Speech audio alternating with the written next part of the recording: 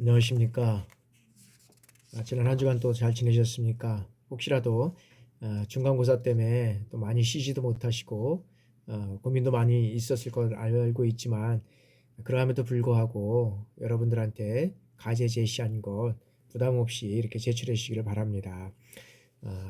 지금 보니까 또 중간고사 끝나면 이제 기말고사도 또 금방 옵니다. 그러니까 여러분들 자꾸 시간 들이지 마시고 정해진 시간에 이렇게 또 제출하시고, 그래야지만 또 정해진 시간에 강의도 잘 들을 수 있습니다. 여러분들 너무 걱정하지 마시고 제시한 과제에 대해서 여러분들 제출 기간 내에 제출해 주시기 바랍니다. 그럼 이번 시간에는 국방정책론 제 7장 전략기획과 이번에는 전력기획이라는 그 과제를 가지고 우리가 한번 알아보도록 하겠습니다. 이번 시간에 배울 우리가 목표는 군사전력기획과 전력의 기본 어떤 기획의 개념으로부터 전력기획의 어떤 주요 내용, 이런 것으로 통해서 우리가 알아보도록 하겠습니다. 국가안보 전력이란 어떤 것이냐면, 국가 목표를 달성하기 위해 국가의 어떤 자원을 여기서 동원하고 조직하고 조정하고 통제하고 사용하는 이러한 방법을 우리가 국가안보 전략이라고 할 수 있습니다. 그렇다 그러면 군사 전략 기획의 어떤 개념을 우리가 살펴보면, 전쟁 목표를 달성하기 위해서 군사적 수단을 사용하는 어떤 방법이고, 그 다음에 국가 목표를 달성하기 위해서 군사적 수단을 효과적으로 준비하고 계획하며 운영하는 이러한 방책을 우리가 얘기할 수 있습니다. 따라서 여기는 국가안보 전략에서는 군사적 수단 외에 타 요소를 여기는 포함하지만, 군사 전략에서는 군사적 수단에 한정시킨다는 우리가 것을 알 수 있습니다. 다음에는 우리가 전력기획의 어떤 개념을 살펴보도록 하겠습니다. 전력기획은 6 내지 20년, 좀 장기간이죠. 이러한 것들을 내다보는 기획으로서 상당히 장기적이고 이건 추상적이고 또 불확실성에 상존하는 어떤 기획이지만, 이러한 전력을 시행하기 위해서 필요한 군사력을 건설하기 위한 우리가 계획으로서 전력이란 전략을 달성하기 위한 군사적 수단을 말하며, 구체적으로 우리가 군사력을 의미하는데, 여기에서 이 군사력은 뭐냐 하면 상비군 상비 군사력, 그 다음에 동원 군사력, 동맹 군사력, 이런 것들을 우리가 포함해서 말씀드릴 수 있습니다. 그래서 여기서 우리가 알아볼 것은 뭐냐, 뭘 먼저 한번 알아보냐 하면 계획하고를 우리가 한번 살펴보면, 기획이라는 것은 우리가 플래닝이잖아요. 우리가 플래닝. 그래서 여기에는 기획이라는 것은 계획보다 장기적이고 광범위한 개념으로서 어떤 미래의 목표 달성을 위해서 일련의 행동 또는 과정을 의미한다고 할 수 있는 거라 그러면, 계획이라는 것은 우리가 플랜이라고 하잖아요. 플랜. 프로그램. 어떤 프로그래밍에선 이것은 어떤 것이냐면 정책과 거의 같은 뜻으로 사용하고 있다는 것이죠. 그래서 정책은 뭐예요? 미래의 행동 계획이라고 할 수 있잖아요. 그래서 여기에는 기획의 어떤 하위 개념이고, 어떤 면에서 보면 기획보다는 단기적인 개념으로 우리가 정책을 얘기할 수 있습니다. 그래서 여기에서는 계획이라는 것은 정책과 거의 같은 뜻으로 사용되는데, 문서화된 활동 목표의 달성을 위해서 무엇을 할 것인지에 대한 어떤 행동 방향을 우리가 설명하는 것을 우리가 계획이라고 할 수 있습니다. 그래서 여기서는 이 기획이 여기는 장기적이고 추상적이고 불확실성, 이런 것들을 장기적으로 계획하는 거기 때문에 이뤄간다는 거죠. 그래서 이런 계획을 장기적인 계획도 필요하지만 여기에 끊어서, 그래서 3년에서 5년 정도의 어떤 중기 계획, 이런 것들을 시내 가잖아요. 그래서 이런 장기적인 계획을 수행하다 보니까 너무 불확실하고 추상적인 계획이 되다 보니까 구체적인 계획을 우리가 이렇게 단기적으로 세우면서 이것을 이뤄가는 그런 것들을 우리가 또 볼 수 있다는 거죠. 따라서 이러한 전력 기획은 구체적이고 그 다음에 중기적이며 행동지향적인 정책으로서, 여기는 거시적 관점으로서 보면 전력은 군사력이다 라고 말할 수 있다는 것입니다. 그리고 즉 전력 구조, 그 다음에 현대화, 준비태세, 지속 능력이 포함된 이런 어떤 미시적 관점의 어떤 우리에서는 소유에 따른 여기에는 무기체계 획득이라고 우리가 할 수 있다는 것이죠. 그래서 거시적인 것은 어떤 행동시향적인 거고 어떤 미시적인 것은 거기에 따라서 이것을 어떻게 구체적으로 이루어갈 것이냐라는 것들을 우리가 우리가 초점을 맞출 수 있다고 할 수 있습니다.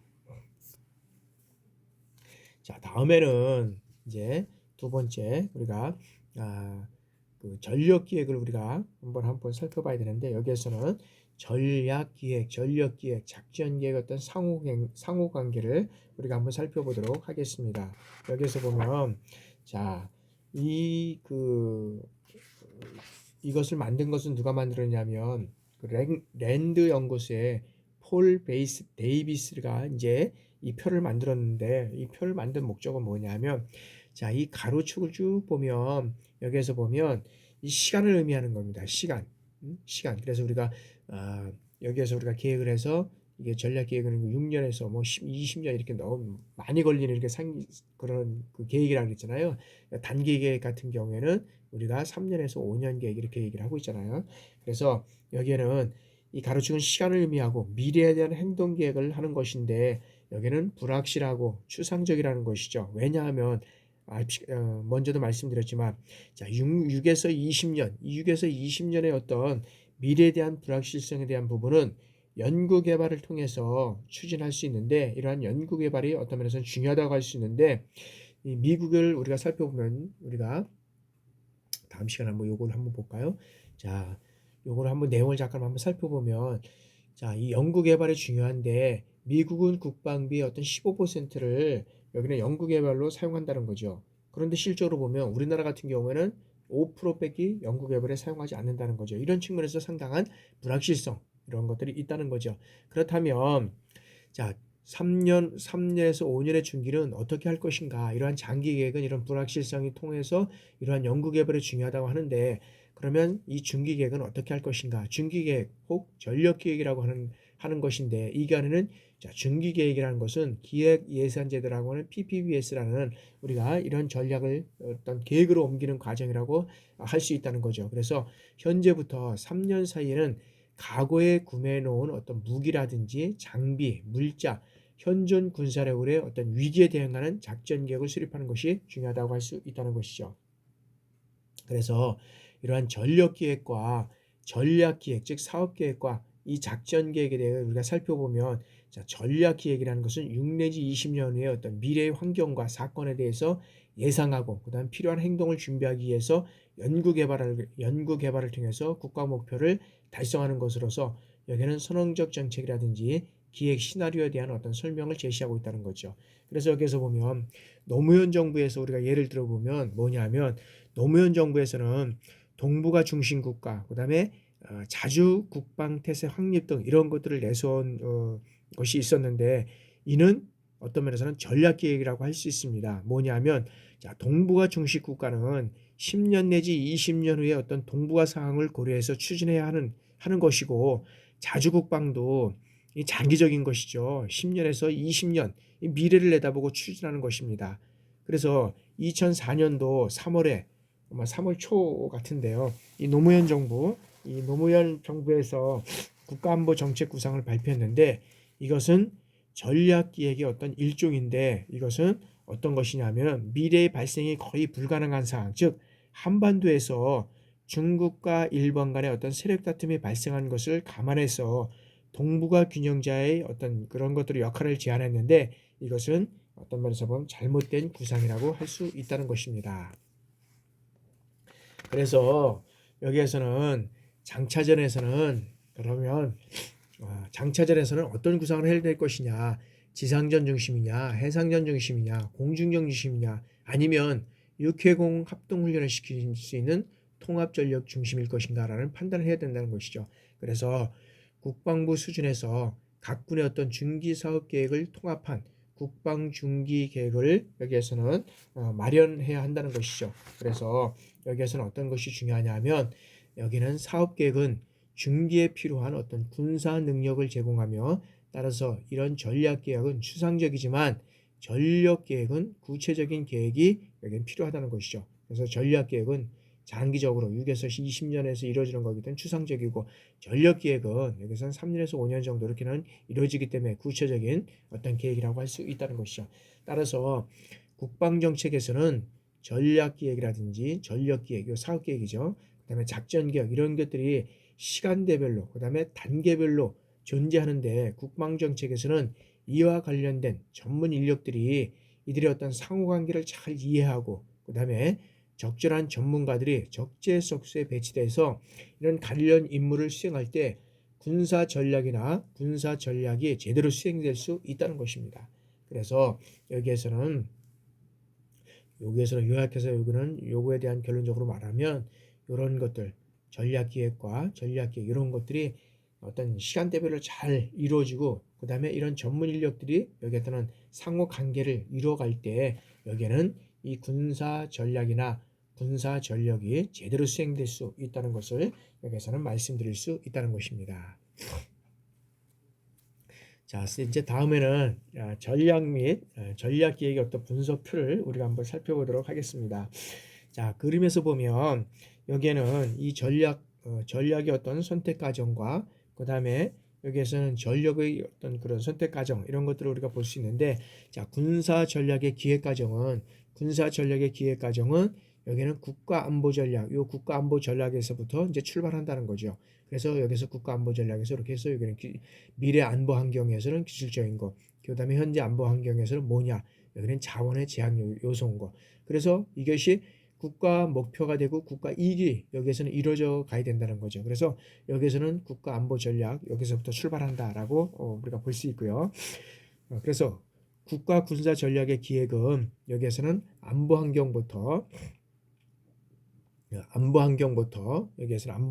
그 다음에 어떤 전략의 수단과 영향적인 요소, 그 다음에 중앙에 우리가 이렇게 보면 여기에서는 국내 요소에 대한 어떤 분석 바탕, 이러한 것들을 바탕을 통해서 이루어져 갈 수 있다고 볼 수 있습니다. 그래서 이런 안보 환경 분석은 여기에서는 위험이라든지 도전, 취약성, 그 다음에 어떤 기획, 이런 측면을 우리가 분석할 수 있다는 것입니다. 그럼 이런 것들을 우리가 한번 살펴볼 수 있는데, 여기에서는 한번 뒤에 볼까요? 이 분석 틀을 보면, 자, 군사 전략과 전력 기획은 이 고정되어 있거나 순차적인 과정이 아니고 상호 연결되어 있다는 거죠. 그래서 이런 반복적인 심사숙고 과정과 이런 순환 과정을 거친다는 것입니다. 그래서 다시 한번 여기에서 돌아와 보면, 이런 과정들은 여기서 한번 보세요. 국가안보 전략을 통해서 우위르는 미래 안보 환경과 현재 안보 환경을 우리가 보고, 그 다음에 거기에 따른 우리가 국내적인 이러한 사항들을 봐야 되겠죠. 여기는 그 다음에 자원과 관련된 거, 그 다음에 여기는 국가 전략에서 우방과의 관계, 그 다음에 우리나라의 어떤 이런 그 국가 전략에 대한 어떤 그런 사항들을 이걸 보면서 계속적인 이런 것들은 평가를 통해서 여기에서는 부족분이 뭐고 위험 요소가 뭔지, 거기는 여기에 대안을 어떤 것을 할 건지, 그러면 여기에 대한 어떤 계획 전력과 가용 전력은 어떤 것이 이룰 것인가, 이것이 이렇게 끊어지는 것이 아니라 계속적인 평가를 통해서 계속 이루어져 가고 있고, 이거는 다시 상으로 올라가서 다시 내려오고, 이런 과정들을 계속적인 이런 과정들을 통해서 이루어온다는 거죠. 그래서 오늘날 한정된 국가 예산을 놓고 복지라든지 교육, 경제, 군사 이런 분야가 격렬한 경쟁을 벌이고 있는데, 이러한 상황에서 최선의 어떤 군사 전략과 전력을 선정한다는 것은 매우 힘들다는 거죠. 그렇기 때문에 최고의 어떤 전문성과 정책적 수완이 요구된다는 것입니다. 그래서 여기에서는 또한 이러한 상황이 급변하는 현실 세계에서 이러한 전략과 전력의 어떤 불균형이 발생되지 않도록 수시로 이런 전략가와 전력 기획가 사이에 어떤 지속적인, 어떤 면에서 보면 이 소통과 대화가 상당히 중요하다는 것이 여기에서는 얘기를 하고 있습니다. 그래서 늘 이러한 과정들은 여기에서 보면은 늘 어떤 면에서 보면은 상당히 이런 요소들이 어떤 한 축을 이뤄서 이루어가는 것이 아니라, 이러한 과정들은 객관적인 이런 국가적인, 어떤 면에서는 이 국가적인 이익을 목표를 통해서 국가 목표를 달성하기 위해서 이러한 과정들은 끊임없이 변화하고 우리가 계속적으로 이루어 가야 된다는 거죠. 그래서 우리가 안보도 이런 것들에서 수시적으로 변해가고 있잖아요. 그래서 우리가 동맹을 맺고 있는 우군하고 어떤 이런 관계를 가지고 갈 것이냐, 그 다음에 우리의 어떤 위험 요소는 무엇일 것이냐, 취약 요소는 무엇일 거냐, 이런 것들이 끊임없이 이런 것들을 통해서 우리가 이루어져 가야 되는 것이라고 우리가 말씀드릴 수 있을 것 같습니다. 자, 다음에는 이제 전략기획의 내용과 종류입니다. 자, 어떤 개념적인 전략기획을 보면, 자, 전략기획은 늘 말씀드리지만 이 장기적인 계획입니다. 6에서 20년 미래의 안보 환경과 우리가 능력을 예측해서 그 기획해야 함으로 많은 비용, 어떤 면에서 보면 이 많은 비용과 그 다음에 긴 시간이 소요된다는 것이죠. 그래서 어떻게 됩니까? 비생산적이지만 실적으로 보면 여기에서는 통찰력이 여기에서는 어떤 면에서는 제공돼야 한다는 것입니다. 사실 어떤 면에서는 이게 상당히 중요한 것 같아요. 여기서 보면 이 통찰력이 제공돼야 된다라는 것인데, 이 통찰력이 제공돼야 된다는 것은 상당히 어떤 면에서는 중요한 요소라고 우리가 할 수 있는데, 여기에서 보면 이 냉전 시대에 어떤 면에서는 냉전 시대에는 미소가 어떻게 됐습니까? 어떤 진영 간의 그 대결 속에서 위협이 확실했기 때문에 안보 환경이 불확실성이 거의 없었다는 겁니다. 그러나 이제 탈냉전 이후에는 위협이 이제 불확실하게 되는 거죠. 그 다음에 다양해졌어요. 그 다음에 이 탈냉전 이후에는 예측하지 못한 어떤 충격이 발생되고 기본적인 시나리오가 없는 상황에서 여러 가지 어떤 사건들이 발생된다는 거죠. 그 특징으로 보면 9.11 테러와 같은 예측할 수 없는 상황과 충격이 발생되고 있기 때문에 불확실성에 대비한 어떤 면에서는 기획이 중요해졌다, 이렇게 말씀드릴 수 있습니다. 그래서 탈냉전 이후 이러한 전략 기획 방법으로는 불확실성에 민감한 이러한 기획 방법이 이제는 개발된다라는 것을 우리가 말씀드릴 수 있습니다. 그래서 우리가 두 번째는 이제 냉전 시대의 어떤 전략 기획의 종류를 우리가 살펴보면, 첫 번째는 위협에 기초한 기획이 있어야 된다. 자, 위협에 기초한 기획은 뭐냐면, 여기에는 시나리오에 기초한 기획으로 이제 불리지만은 이 냉전 시대의 위협이 명확했을 때 여기에는 어떤 이러한 우리가 전략을 필요한 것이냐, 기획이 필요한 것이냐라는 거죠. 자, 적의 군사력과 의도에 의해서 위협이 어떤 면에서는 이 분석 결과와 자국의 군사력을 비교해서 취약점을 도출하여 최적의 대응 방안을 강구하는 이러한 대응 군사 전략을 수립해서 자원을 확보함으로써 군사력을 건설하는 이러한 계획이라고 우리가 할 수 있다는 거죠. 두 번째는 추세에 기초한 기획은 뭐냐 하면, 자, 가장 발생 가능성이 높은 미래의 어떤 이러한 어떤 기획 방법으로 몇 가지 이제 이런 어떤 대표적인 추세를 적용해서 미래를 예측할 수 있다는 거죠. 여기에서는 자, 이러한 것들은 연속 가능한 이러한 어떤 것들을 얘기를 할 수 있는데, 지식이라든지 정보를 수집하고 그 다음에 추세에 영향을 주는 어떤 주변 변수라든지 변화, 이런 것들을 발견해서 어떤 여기 미래를 예측할 수 있는 이런 것들을 우리가 적용해야 된다는 거죠.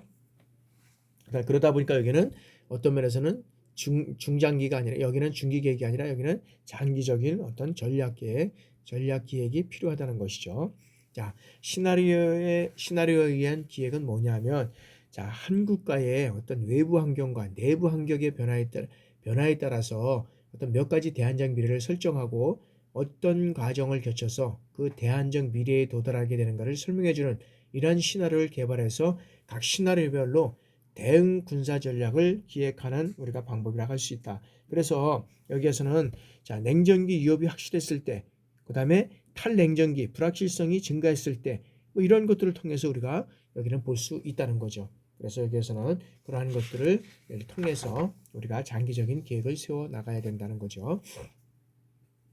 자, 세 번째는 자, 이제 불확실성에 민감한 전략 기획의 어떤 우리가 종류를 우리가 살펴볼 수 있는데, 자, 탈냉전 이후에는 자, 불확실성에 민감한 전략 기획을 하게 됐다는 거죠. 근데 이 불확실성에 민감한 기획은 어떻게 해야 되는가라는 거죠. 우리가 이제 그림에서 보듯이 여기는 자, 핵심 환경, 즉 충격 없는 미래를 어떤 면제를 설정한다는 거죠. 충격 없는 미래의 환경을 어떤 면에서는 면제의 영역을 설정을 하고, 그 다음에 여기에서는 어떤 면에서는 서프라이즈라 하잖아요. 충격 없는 미래 환경을 설정을 하고, 그 다음에 여기에서는 두 가지 형태를 우리가 이제 불확실성이라고 할 수 있는데, 여기는 뭐냐면 어떤 면에서는 브랜체스하고 그 다음에 어떤 쇼크하고 이런 것들, 여기는 지류라고 하고 여기는 그 다음에 쇼크, 충격이라고 할 수 있는데, 이런 것들을 통해서 우리가 이제 구별할 수 있다는 거죠. 그래서 자, 충격 없는 미래에 대한 어떤 전략 개발을 예를 들면 어떤 것이냐면, 자, 북한의 군사적 위협은 핵이나 미사일, 비대칭 위협 이런 것들을 점진적으로 증가하는 것에 대해서 어떤 전략을 여기에서 수립해야 된다는 것이죠. 근데 자, 우발 사태에 대비한 부수적인 전략 개발은 뭐냐는 거죠. 우발 사태에 대한 것은. 그래서 여기에서는 이미 예상하고 있는 발생 가능한 사태에 대비할 수 있는 능력 개발을 우리가 의미한다는 거죠. 그래서 충격이 대체로 어떤 면에서 보면 충격은 대체로 사람에 의해서 무시되는, 어떤 면에서 기격해서 어떤 생각 속에서 가능한 이러한 사건들로, 사건에 대해서 이제 대비가 여기 안 되어서 이제 발생되는 여러 가지 매우 큰 혼란, 이런 것들을 할 수가 있다는 거죠. 그래서 우리가 여기에서는 위험을 방지할 수 있는 이런 전략이 필요하다는 거죠. 그래서 우리가 얘기했던 이 충격이 발생할 때는 쇼크가 언제 있었냐면 1973년에 오일 쇼크에 의해서 여기에는 이 충격은 예상하지 못하는 것으로 인해서 엄청난 혼란이 일어났다는 거죠. 그래서 여기에 대한 충격에 대한 어떤 전략의 포트폴리오가 구성하는 것이 여기에는 위험을 분산시키는 이런 것이 요소가 있다는 거죠. 그래서 바람직한 미래 환경을 조성하는 어떤 전략으로서는 어떤 것이 필요하냐면, 미래의 환경을 우리에게 유리하도록 조성하는 환경 조성이 필요하다는 것입니다. 그래서 핵심 전략은 노 서프라이즈, 이런 어떤 것들을 통해서 핵심 전략이 될 수 있겠지만, 이러한 어떤 우발적인 이러한 사태를 대비해서, 그 다음에 쇼크라든지 이런 것들을 대비해서 우리의 환경에, 여기에서는 이런 미래 환경에 유리하도록 조성하는 이런 환경을 여기에서는 조성하는 것이 필요하다라는 것을 말씀드리겠습니다. 그래서 바람직한 어떤 미래 환경 조성은 전략은 뭐냐면, 우리에게 유리하도록 조성하는 이게 전략이 필요하다. 그래서 최소한의 부정적인 환경이 조성되는 것을 막을 수 있어야 한다라는 것을 우리가 불확실한, 민감한 어떤 기획 전략의 종류로서 우리가 얘기를 할 수 있다는 것을 말씀드립니다. 자, 다음에는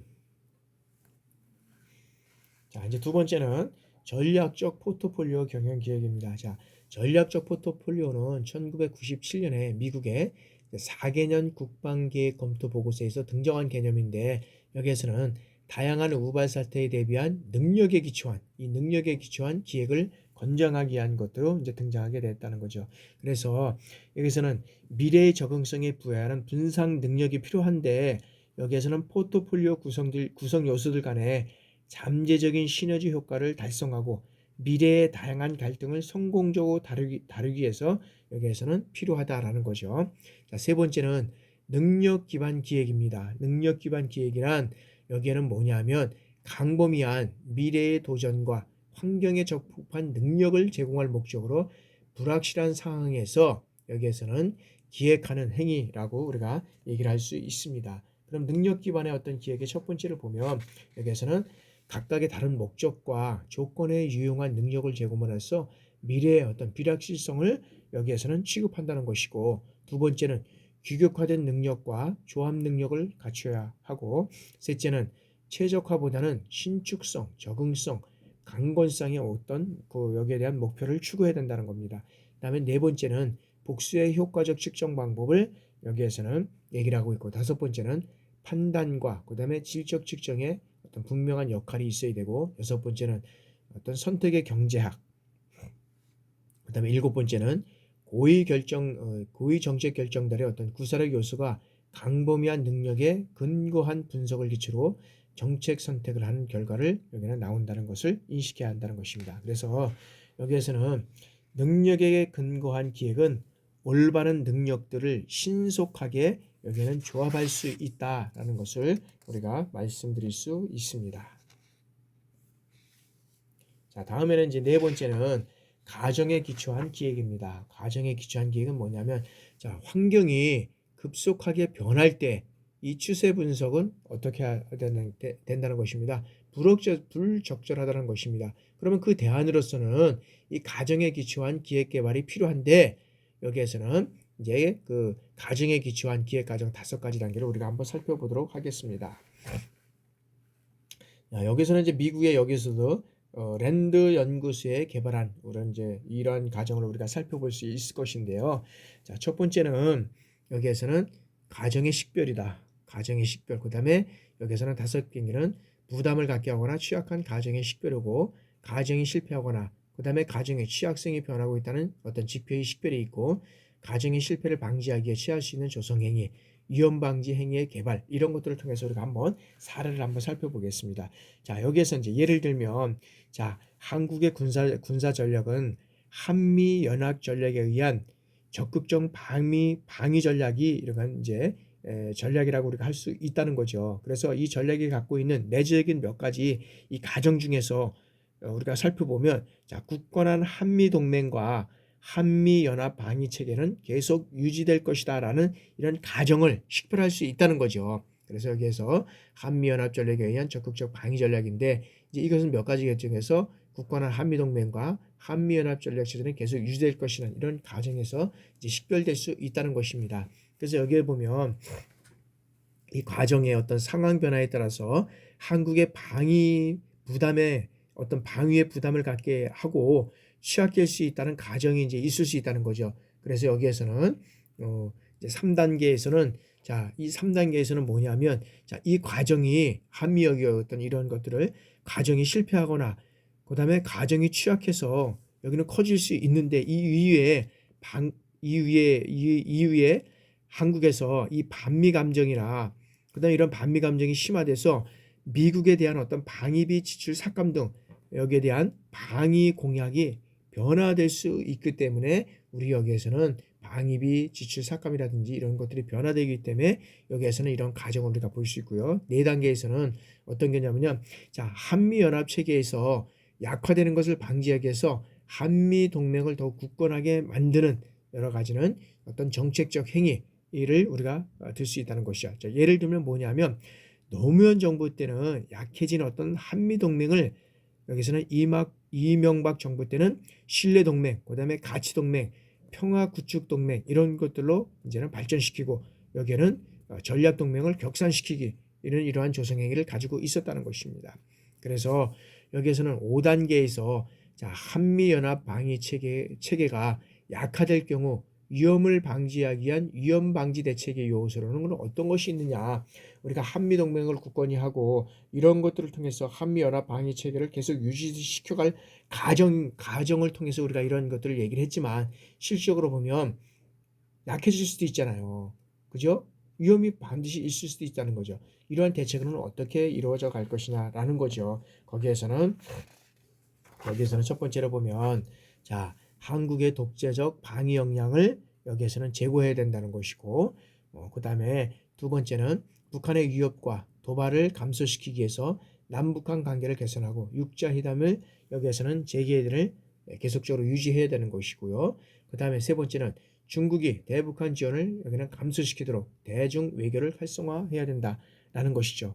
여기에서는 가정에 기초한 기획이라고 하지만 탈냉전 시 전략기획 방법을 널리 우리가 사용하지 않으면 안 된다는, 여기에서는 그런 것들을 활용하고 있습니다. 자, 그래서 우리가 지금도 한미 동맹을 굳건히 유지하지만 이러한 것들이 어떤 면에서 보면은 자꾸 위험적인 요소, 이런 것들이 지금 나타나고 있습니다. 방위비를 삭감한다든지 방위비를 자꾸 올린다든지 여러 가지 어떤 면에서는 이러한 요소들이 지금 나오고 있고, 그다음에 우리 요즘에도 지금도 보니까는 미국 대사관을 넘어서 여기에서는 이제 미군 철수를 주장하고 있고, 그 다음에 이제 여러 가지 하여튼간에 그런 요소들을 지금 하고 있잖아요.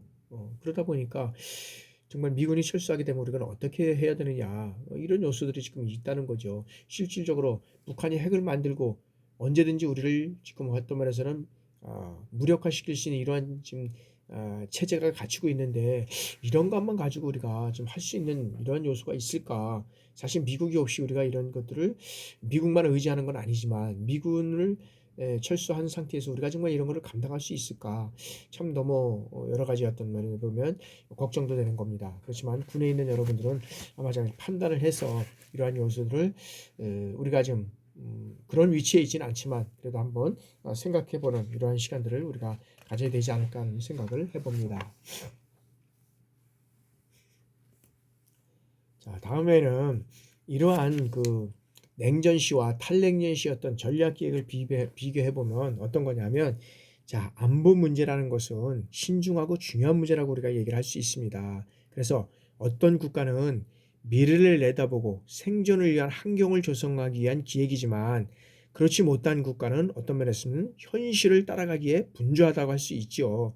그래서 이들 간의 차이는 너무 어떤 면에서는 분명하다고 할 수 있습니다. 아까도 얘기했지만 국방비의 15%를 연구개발에 사용하는 미국과 우리는 5%밖에 사용하지 않는 어느 국가와 이 어떤 면에서 차이는 엄청나다는 거죠.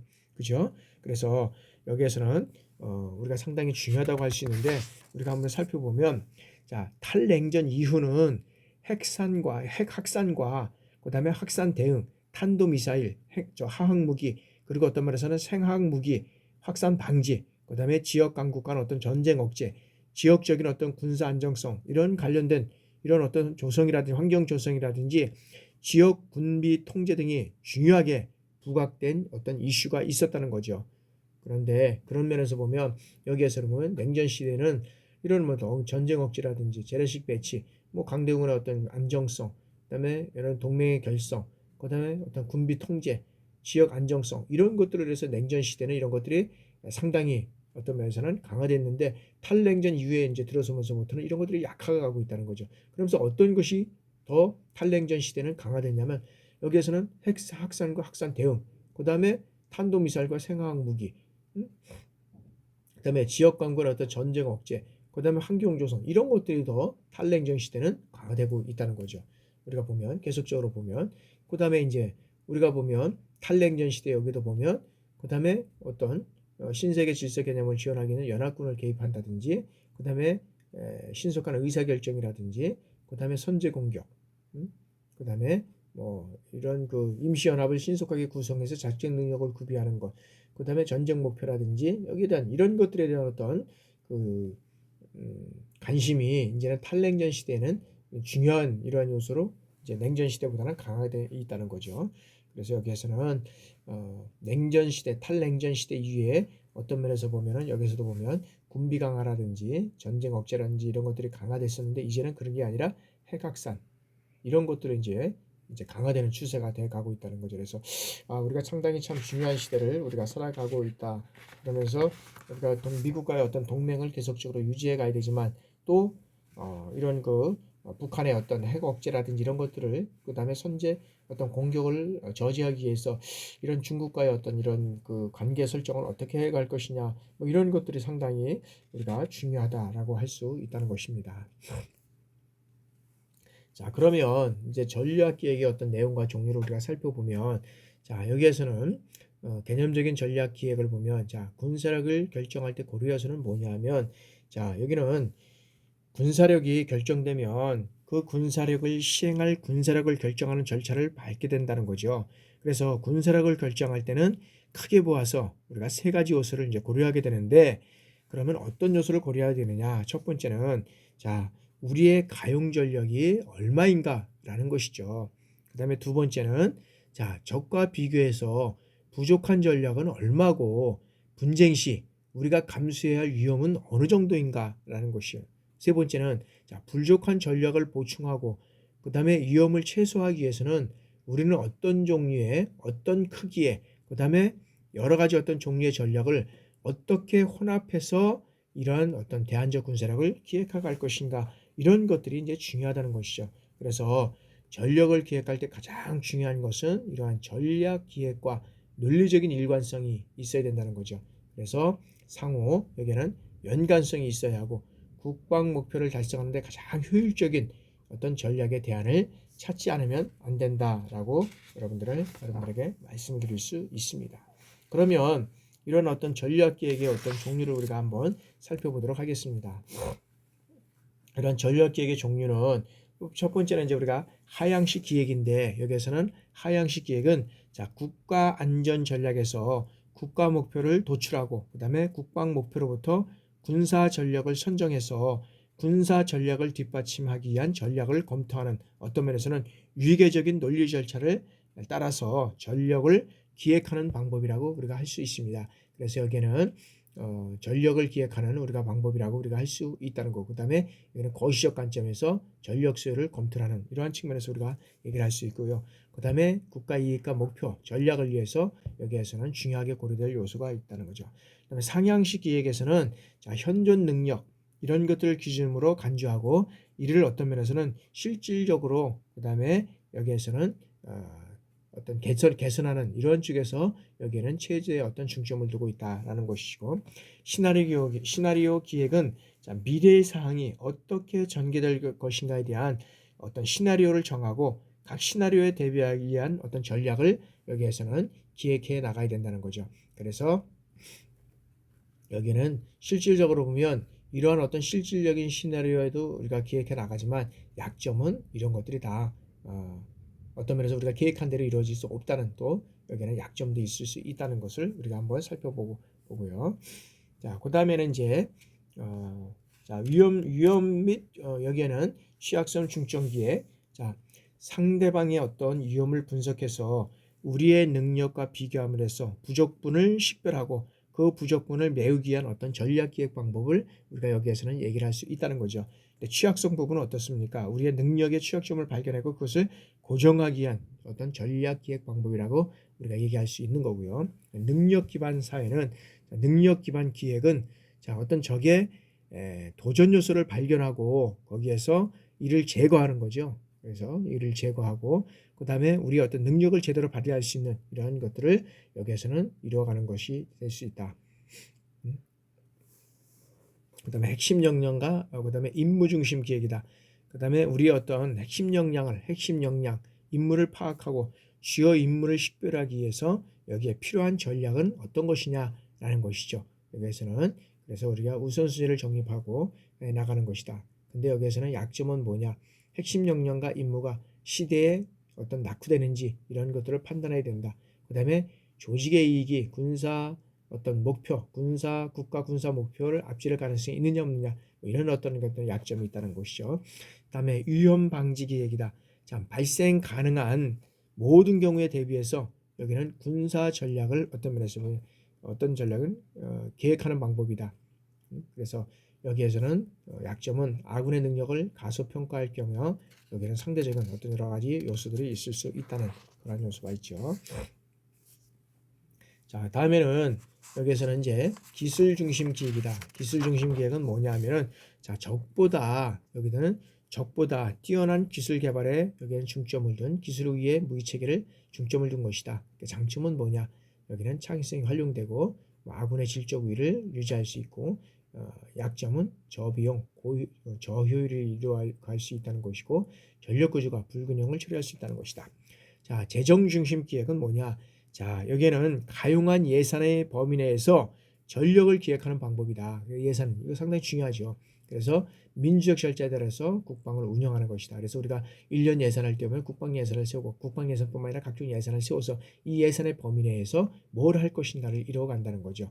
그래서 원칙주의를 준수하고 그다음에 이것을 이루어가다 보니까 여기에서 실질적으로 여기하고 여기 어떤 면에서 보면 이거하고의 어떤 갭이 상준할 수 있다는 이러한 또 문제점이 있을 수 있다는 것을 우리가 말씀드릴 수 있습니다.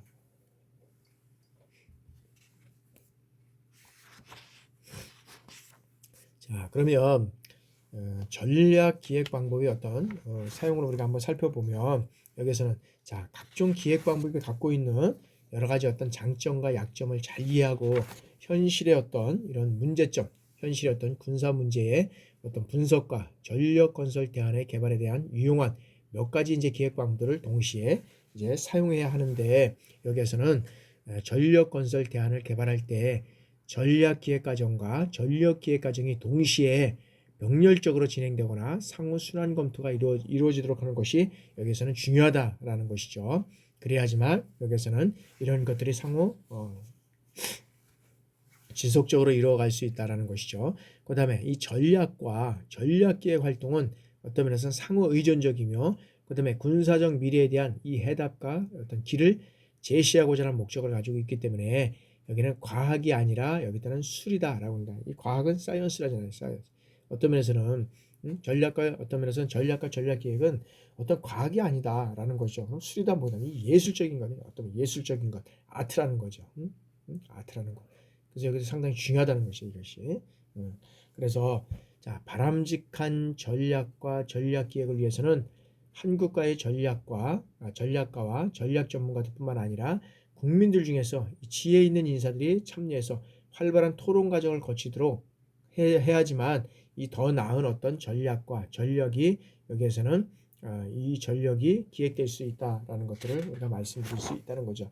그래서 실적으로 보면 아무리 중요한 어떤 전략과 전력이 있더라 하더라도 어떤 국민들의 어떤 이 지혜, 그다음에 인사들의 전문가들이 어떤 그런 활발한 토론 과정을 거치지 않을 경우에는 이런 과정들은 어떤 면에서 보면은 여러 가지 어떤 문제점이 있을 수밖에 없다라는 것을 여기서는 말씀드릴 수 있다는 거죠. 자, 그러면 한국의 전략 및 전력 기획과 관련된 현안 이슈입니다. 그래서 여기서 이 내용만 한번 보면 이해할 수 있을 것 같아요, 여러분들이.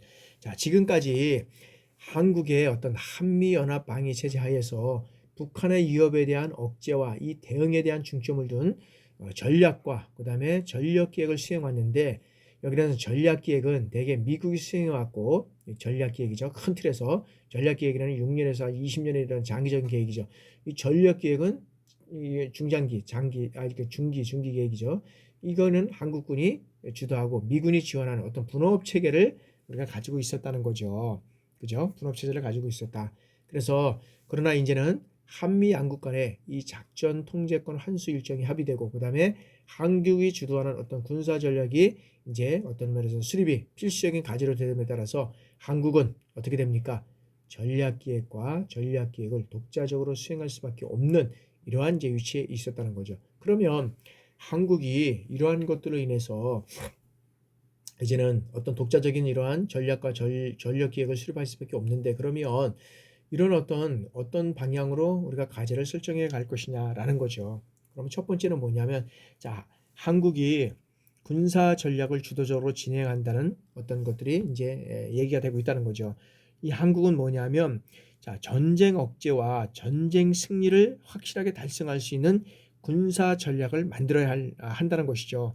지금까지는 어땠습니까? 한국에서는 어떤 현실적인 북한의 위협과 미래의 어떤 불확실한 주변 환경의 어떤 위협으로부터 이런 어떤 기초한 기획 방법을 주로 사용해 왔다는 것이죠. 근데 이제는 북한에 대해서는 위협에 기초한 전략 기획 방법을 사용할 뿐만 아니라 불확실성에 민감한 이런 기획 방법들을 함께 사용하여서 한반도의 미래의 어떤 전장 환경에 대한 어떤 복합적인 예측을 수행함과 동시에 불확실성이 높아지고 있는 이러한 주변의 어떤 전략 환경에 대해서도 이런 어떤 민감한 이러한 기획 방법들을 우리가 몇 가지 시나리오를 개발해서 여기는 진행해 나가야 되고 하고, 한국과 한미 동맹에 효과적으로 대응할 수 있는 군사 전략을 자체적으로 개발하는 것이 무엇보다 중요하다고 할 수 있습니다. 두 번째는 이제 합동정 전략의 전면적 실행입니다. 합동전을 수행하기 위해서는 상부 지휘 구조 이 개선이 필요하지만, 합동 전략을 위한 뒷받침하기 위한 전략과 이런 전략 기획도 병행 추진돼야 한다는 것입니다. 그래서 한국은 합동전을 수행하기 위한 전략 기획을 함에 있어서 각 군별로 개별 장비에 대한 투자보다는 합동 감시 정찰 어떤 기능, 그다음에 합동 군수 지원 기능, 합동 입체 기동전, 이러한 어떤 그러한 전략이 혼합될 수 있는 이러한 어떤 시너지를 발휘할 수 있는 그러한 합동 전략 건설을 위한 기획 과정이 무엇보다도 수립돼야 할 것이라는 것을 우리가 두 번째로 말씀드리고요. 세 번째는 자, 선제적 억제 개념의 도입 여부에 대해서 많은 어떤 논란이 전개되었다라고 있는데, 자, 북한의 핵무기를 보유하고 전쟁에서 사용할 가능성이 농후하다고 판단될 경우에는 어떻게 됩니까? 억제하기 위해서 먼저 핵무기와 핵시설을 선제 타격해야 한다는 주장이 대두되고 있다는 것입니다. 그러나 현실 상황에서 한국적 상황에서는 선제적 억제 개념을 도입하기가 매우 어렵다는 것이죠. 왜 그러냐면 한국은 한미 동맹 체제 하에서 미군의 재래식 핵 억제 전략을 지원을 받을 뿐만 아니라 한국 자체의 어떤 정밀 유도 어떤 무기, 여기는 전술 지휘 자동화 체계 이런 것들을 강화시킬 전력 기획을 병행시켜야 한다는 것이죠. 실적으로 북한이 쏜다고 해서 우리가 북한이 핵무기를 가지고 있다고 해서 우리가 선제 공격을 한다는 것은 너무 어려운 또 여러 가지 어려운 점이 있다는 거죠. 그래서 한미 동맹을 통해서 재래식 이러한 무기 억제뿐만 아니라 이런 어떤 그 전력 기획이 병행한 것을 우리가 필요하다라고 말씀드릴 수 있고요. 그다음에 네 번째는 적극적 억제 전략이란 어떤 이러한 이 도입 개념 이러한 것들이 도입되는 이런 것들이 필요하다고 얘기를 했는데 자, 이 개념은 자, 2010년 5월 24일 이명박 대통령이 북한의 어떤 천안함 폭침 사태에 대해서 연설할 때 남북이 이제는 북한의 어떤 도발에 대해서 적극적으로 대응할 필요성을 강조하면서 이제 소개된 것인데 그 의미는 뭐냐면 자, 북한이 도발할 경우에 과거에는 유엔군 사령부가 정한 교전 규칙에 따라서 소극적으로 대응했다는 것이죠. 그러나 앞으로는 북한의 도발 원점과 주변의 어떤 그 주변의 지원 세력까지 격파한다는 이러한 것들을 우리가 얘기할 수 있다는 것입니다. 자, 다섯 번째는 어떤 것이냐면 자, 방어적 공세 전략의 선택 여부다. 그래서 우리가 80년대와 90년대의 어떤 한미연합 전략은 북한이 도발할 경우는 어떻겠습니까? 그 전선에서 북한군을 저지하고 미군을 증강시켜 한미연합군이 반격하는 이러한 순서를 우리가 밟는다고 생각했습니다. 근데 여기에서 북한이 어떻게 됩니까? 북한의 침략에 대해서 수동적인 모습을 보이기보다는 어떻게 됩니까? 북한 지역으로 즉각적으로 진격해서 통일을 추구하는 적극적 전략이 이제는 필요한 시점이다라고 주장하고 있다는 거죠. 그렇게 하자면 어떻게 됩니까? 북한의 침략으로 인해서 천문학적 피해가 발생할 것이고 피해를 입고 난 후 미국의 어떤 지원군이 한반도에 도착을 해서 기다려서 이제 반격을 하게 되면 북한의 핵과 대량 생산 무기의 어떤 위협이 큰 변수로 작용하게 돼서 반격 여부와 반격의 목적이 이루어질지 불확실하다는 거죠. 또한 어떤 면에서는 중국의 한반도 유사 개입 시 여기에는 복잡한 변수로 적용할 가능성이 있다는 것입니다. 그래서 이런 것들로 인해서 우리는 상당히 어떤 면에서는 중요한 이러한 시대를 우리가 맞고 있다는 것이죠.